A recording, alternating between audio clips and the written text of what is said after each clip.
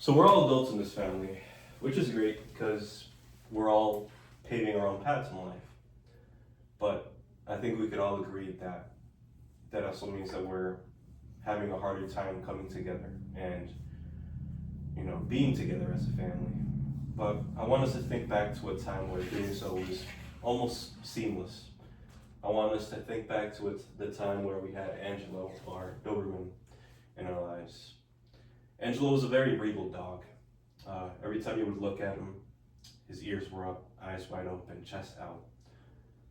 Always very protective. He had a very protective nature, as common with Dobermans. I like to refer to him as like a knight looking over his castle.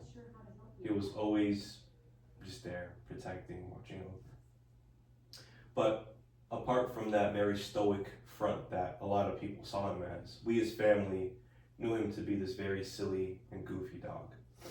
Always getting into trouble, always, being there for us, playing with us, and just giving us the time for sure. But what mattered most was the connection that he allowed for us. We could all remember those nights on our porch, laughing, playing games, drinking the coffee that Mom made. And he was there, looking after us, again, like a knight looking over his castle.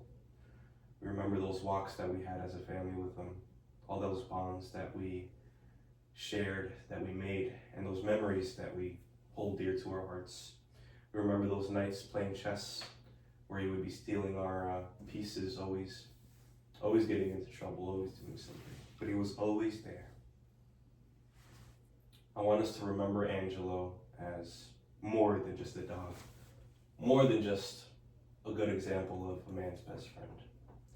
It was what this family needed to come together and to stay together. Angelo will be missed, and his memory will always be in our hearts very fondly. Gone too soon, but never forgotten.